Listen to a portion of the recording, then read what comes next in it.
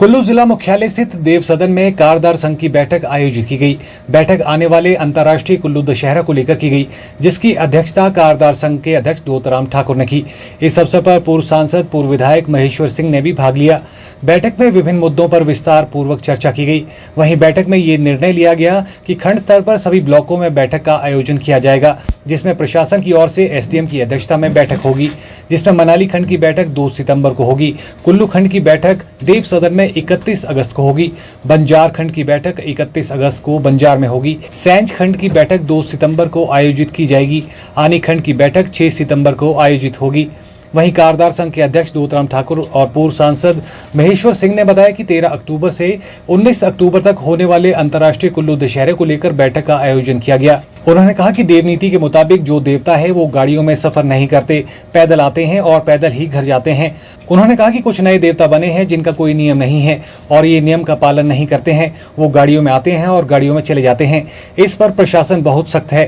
उन्होंने कहा कि कारदार संघ ने पहले भी कई बार आग्रह किया था, जिसने भी दशहरे में आना है वो पैदल आए और देव नियम का पूरा पालन करे। की जो बैठक हुई है जिला कार्यकारिणी की, ये दशहरे के मुतालिक हुई, जो आने वाला दशहरा 13 से 19 तक हो रहा है।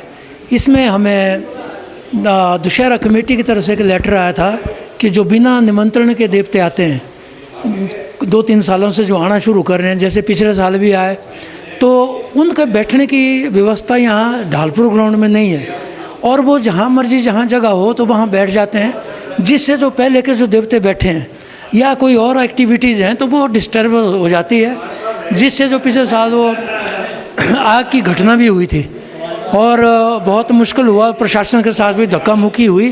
तो उस सिलसिले में जो पीछे बैठक जिला स्तर की प्रशासन की हुई है, उसमें उन्होंने निर्णय लिया जो नए देवते बिना निमंत्रण के आते हैं उनको हम बिल्कुल भी अलाउ नहीं करेंगे और ना ही उनके साथ उनको ट्रीट करेंगे।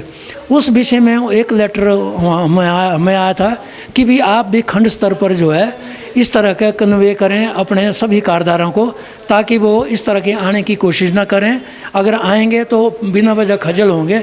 इस विषय पर आज हमने चर्चा की और मुद्दे भी थे इसमें। तो मेन मुद्दा तो हमारा यही दशहरे का था।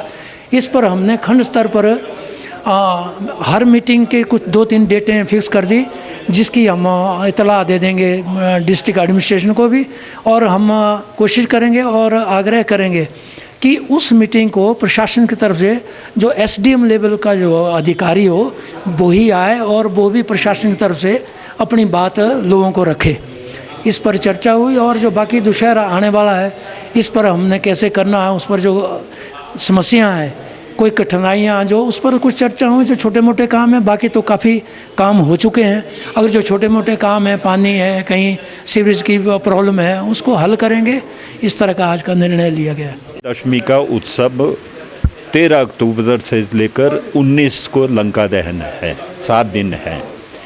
गलती से शायद प्रशासन ने 20 बता दिया है, लेकिन 13 से लेकर 7वां दिन लंका दहन है, तो 19 तक है।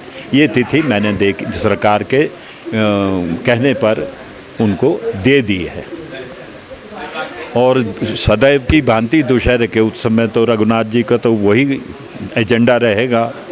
और मुझे यह भी पता लगा है, मैं विजय उसके मीटिंग में नहीं था दशहरा कमेटी में, कि ऐसा तय किया गया है कि जो रजिस्टर्ड देवते हैं, रजिस्टर्ड हो चुके हैं, उन्हीं को इस साल निमंत्रण पत्र जाएंगे और नए देवता को निमंत्रण पत्र नहीं जाएंगे।